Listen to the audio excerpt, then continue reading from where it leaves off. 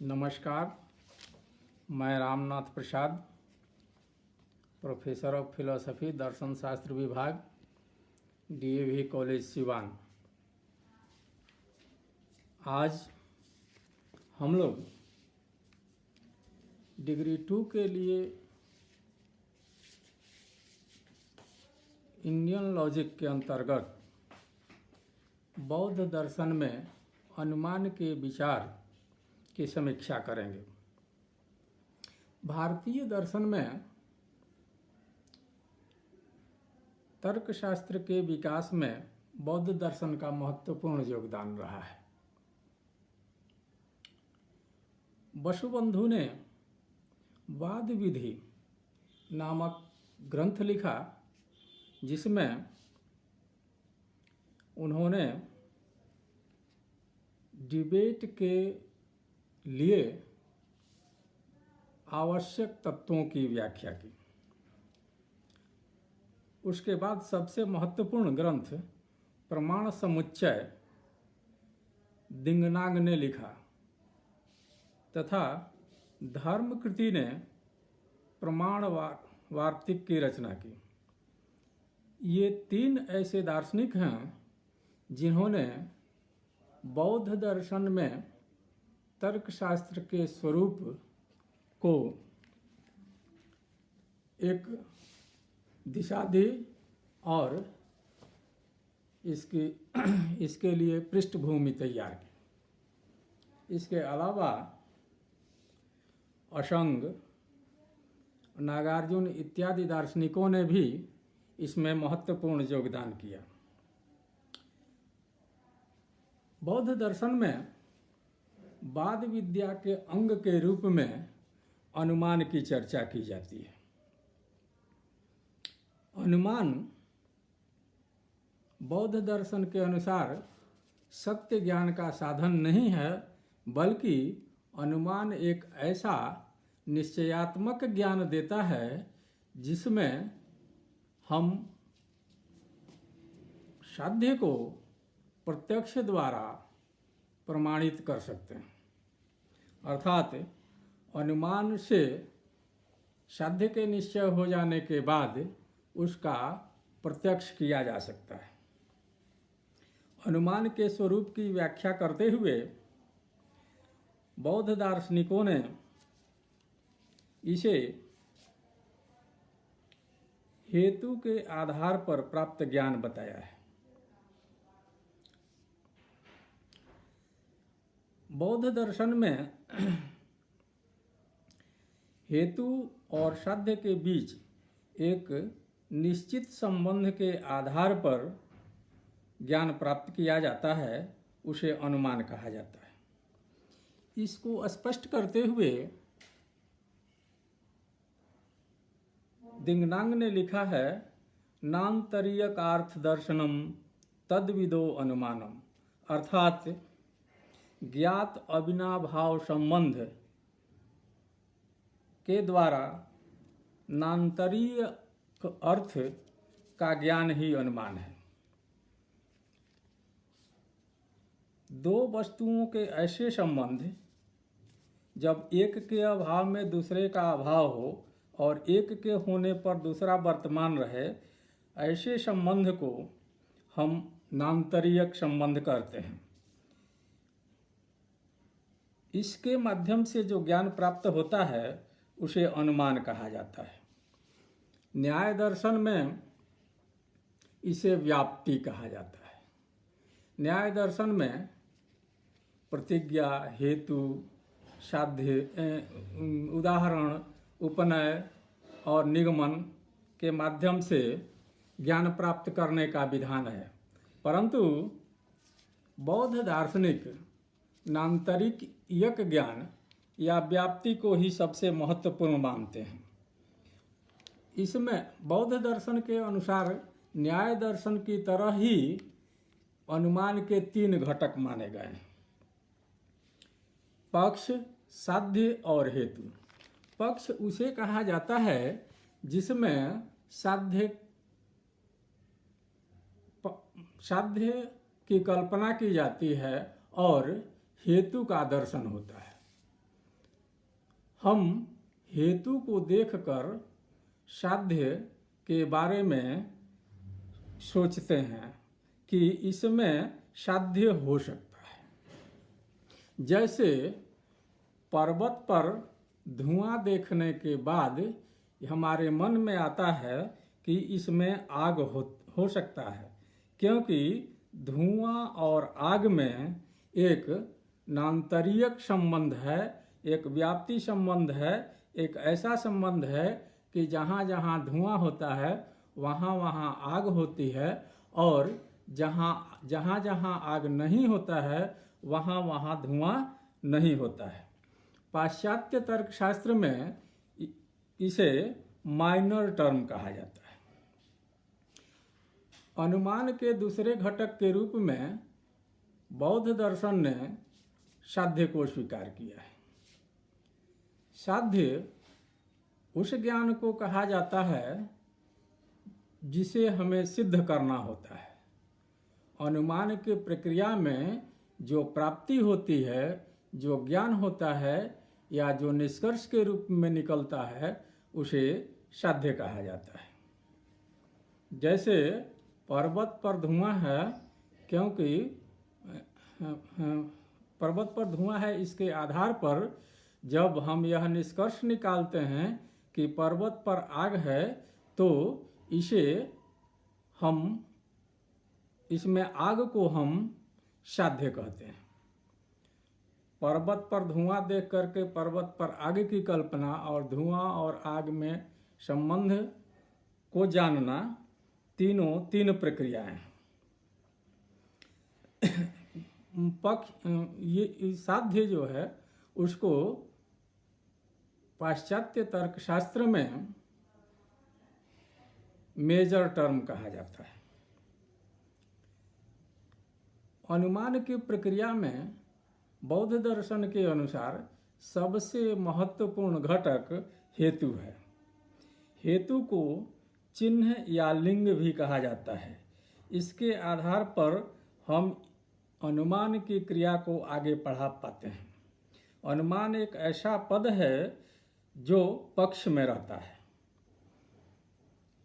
और अनुमेय के साथ उसका नान्तरीयक संबंध या अनिवार्य संबंध होता है। नान्तरीयक संबंध का अर्थ है हेतु का पक्ष में होना। पक्ष का सपक्ष में निश्चित रूप से होना और हेतु का विपक्ष में निश्चित रूप से नहीं होना। ऊपर के उदाहरण में जहाँ जहाँ धुआं है वहाँ वहाँ आग है, जहाँ आग नहीं है वहाँ धुआं नहीं है। यह एक नान्तरीयक संबंध का उदाहरण है।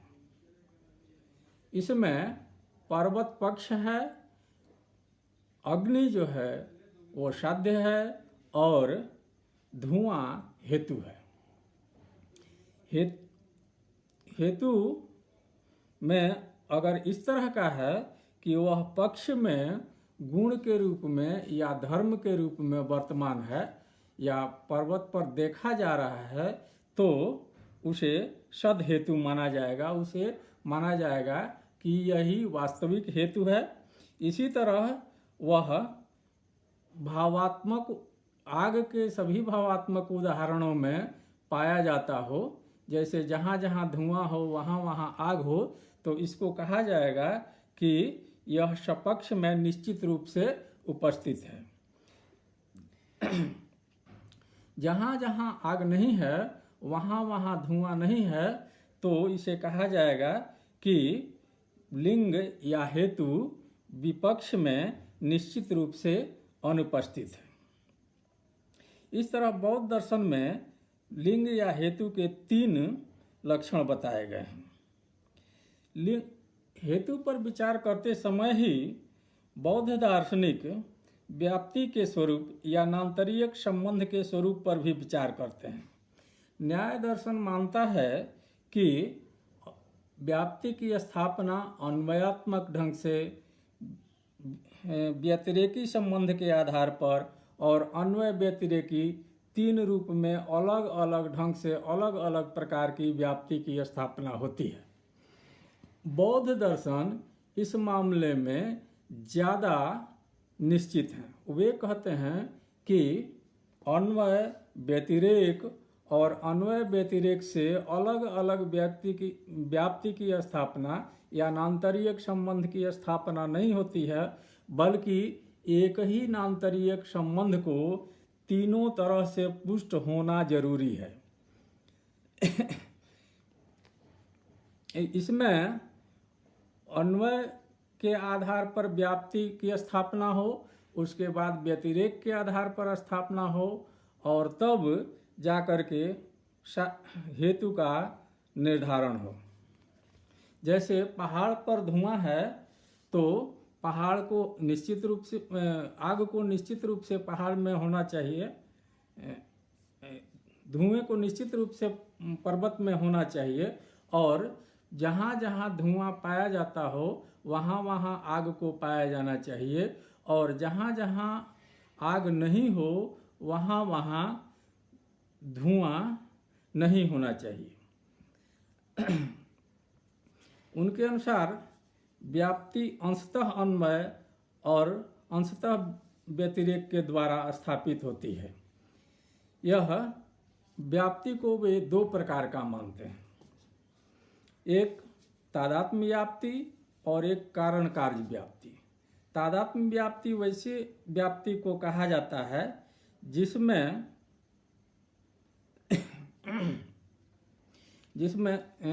व्याप्ति की स्थापना कारण कार्य संबंध के आधार पर होती हो। कारण और कार्य में नान्तरीयक संबंध पाया जाता है, एक अनिवार्य संबंध पाया जाता है। कोई भी कार्य अपने कारण में निश्चित रूप से व्याप्त रहता है। कार्य से कारण को जाना जा सकता है। जैसे धुआं कार्य है और आग कारण है, ऐसे में धुआं के आधार पर आग का अनुमान किया जा सकता है। इस तरह के व्याप्ति को हम कार्य कारण व्याप्ति कहते हैं। तादात्म्य व्याप्ति वैसे व्याप्ति को कहा जाता है जिसमें साध्य और हेतु में तादात्म्य संबंध पाया जाता है। इसमें साध्य और हेतु दोनों का ऐसा संबंध होता है जिसमें हेतु साध्य का स्वभाव, धर्म या गुण होता है। जैसे चूंकि शीशम्पा वृक्ष है, चूंकि यह शीशम्पा है इसलिए यह वृक्ष है। शीशम्पा वृक्ष की उपजाति है। उपजाति जाति का धर्म होता है, इसके साथ स्वभावगत संबंध होता है।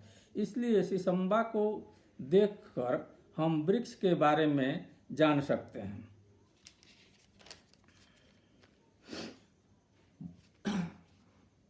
न्याय दर्शन में अनुमान को स्वार्थानुमान और परार्थानुमान में बांटा गया है। बौद्ध दार्शनिक भी न्याय को स्वार्थानुमान और परार्थानुमान में बांटते हैं। न्याय दर्शन में स्वार्थानुमान में 3 अवयव माना गया है और परार्थानुमान में 5 अवयव माना गया है। स्वार्थानुमान के लिए कहा जाता है कि वह अपने लिए किया जाता है और परार्थानुमान दूसरों को समझाने के लिए किया जाता है। बौद्ध दर्शन के अनुसार स्वार्थानुमान और परार्थानुमान 2 प्रकार के हैं, परंतु बौद्ध दर्शन की अवधारणा न्याय दर्शन से सर्वथा भिन्न है। बौद्ध दर्शन के अनुसार स्वार्थानुमान ज्ञानात्मक है। व्यक्ति अपने समझने के लिए अनुमान करता है, वह हेतु का निरीक्षण करता है, साथ ही साथ हेतु का साध्य के साथ नान्तरीयक संबंध का स्मरण करता है और फिर पक्ष में साध्य का अनुमान करता है। यह सारी क्रिया मानसिक स्तर पर संपन्न होती है। इसके बाद साध्य को प्रत्यक्ष कर सत्यता को प्राप्त करता है। इस मानसिक क्रिया को स्वार्थानुमान कहा जाता है। इसमें भाषा की आवश्यकता नहीं होती है, इसमें वाक्य नहीं होते हैं, इसलिए अवयव का का प्रश्न ही नहीं उठता है। स्वार्थानुमान निरवय अनुमान है। परार्थानुमान अनुमान की क्रिया को जब भाषा में अभिव्यक्त किया जाता है तब उसे परार्थानुमान कहा जाता है। न्याय की तरह बौद्ध भी मानते हैं कि परार्थानुमान अनुमान ज्ञान को दूसरे तक संप्रेषित करने के प्रयोजन से किया जाता है। बौद्ध दर्शन में स्वार्थानुमान और परार्थानुमान मन के परार्थानुमान में अवयवों की संख्या के अंतर को स्वीकार नहीं किया गया है। दोनों में अंतर यही है कि स्वार्थानुमान मानसिक स्तर पर होता है जबकि परार्थानुमान भाषा में व्यक्त होता है। अवयव केवल परार्थानुमान में होता है। बौद्ध दर्शन के अनुसार अवयव के संदर्भ में मत भिन्नता है। दिंगनाग न्याय दर्शन की तरह अनुमान के 3 अवयव मानते हैं: प्रतिज्ञा, हेतु और उदाहरण। जबकि निगमन परंतु बौद्ध दर्शन में प्रतिज्ञा हेतु और उदाहरण को ही पर्याप्त माना गया है। जबकि अनुमान में परार्थानुमान के लिए 5 अवयवों की बात की जाती है: प्रतिज्ञा, हेतु, उदाहरण, उपनय और निगमन। दिंगनांग केवल 3 अवयवों को ही पर्याप्त मानते हैं। जैसे पर्वत पर आग है क्योंकि पर्वत पर धुआं है, जहाँ जहाँ धुआं है वहाँ वहाँ आग है। जैसे महानस में, महानस मतलब रसोई, जहाँ जहाँ आग नहीं है वहाँ वहाँ धुआं नहीं है। ये 3 अवयवों में ही अनुमान की ये पूरी प्रक्रिया पूरी हो जाती है। इसमें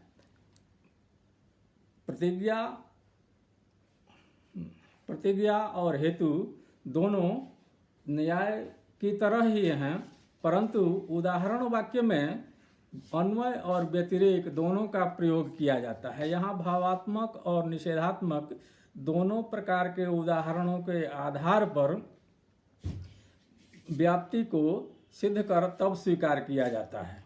यह दिंगनांग का मत है। धर्मकीर्ति जैसे बौद्ध दार्शनिक और परार्थानुमान के 2 ही अवयव मानते हैं। उनके अनुसार प्रतिज्ञा, हेतु, उदाहरण, उपनय और निगमन को अलग अलग मानने की आवश्यकता नहीं है। उनके अनुसार उदाहरण वाक्य और पक्षवृत्तित्व बोधक वाक्य दोनों संयुक्त रूप से परार्थानुमान के लिए पर्याप्त हैं। जैसे जो कृतक है वह अनित्य है, यथा घट शब्द कृतक है। कृतक मतलब जो बनाया जाता है, जो उत्पन्न होता है। तो यहाँ एक उदाहरण दिया गया है कि जो कृतक है वह अनित्य है, जैसे घट यानी घड़ा। शब्द कृतक है, मतलब शब्द को उत्पन्न किया जाता है, शब्द को बनाया जाता है, इसलिए शब्द अनित्य है। लेकिन यह अनुमान करने के लिए मात्र 2 ही वाक्य, उदाहरण और हेतु पर्याप्त है। इसी तरह न्याय दर्शन में सदहेतु के 5 लक्षण बताए गए हैं। 5 लक्षण शुद्ध रूप से रहने पर, पर्याप्त रूप से रहने पर दोष रहित अनुमान की प्राप्ति होती है। परंतु किसी भी लक्षण के दोषपूर्ण होने पर उसमें हेत्वाभास होता है। इसलिए न्याय दर्शन में 5 प्रकार के हेत्वाभास माने गए हैं। बौद्ध दर्शन में हेतु के 3 ही लक्षण बताए गए हैं। इसलिए यहाँ हेत्वाभास भी 3 ही माने गए हैं। हेत्वाभास के संदर्भ में न्याय दर्शन असिद्ध, ऐकांतिक, अनैकांतिक और विरुद्ध 3 दोष मानते हैं। असिद्ध दोष उसे कहा जाता है जिसमें उदाहरण को सिद्ध नहीं किया जा सकता है। जैसे शब्द नित्य है क्योंकि वह दृश्य है। दृश्यता के आधार पर शब्द की नित्यता को सिद्ध नहीं किया जा सकता है क्योंकि दृश्यता शब्द का गुण ही नहीं है। अर्थात यह उदाहरण असिद्ध उदाहरण है। इस अनुमान में शब्द की दृश्यता असिद्ध है। इसी तरह अनैकांतिक हेत्वाभास उसे कहा जाता है जिसमें अतिव्याप्ति दोष पाया जाता है। जैसे शब्द नित्य है क्योंकि वह ज्ञातव्य है। इस अनुमान में अनैकांतिक हेत्वाभास है क्योंकि नित्य और अनित्य सभी प्रकार की वस्तुएं ज्ञातव्य हैं। इसे अतिव्याप्ति दोष कहा जा सकता है।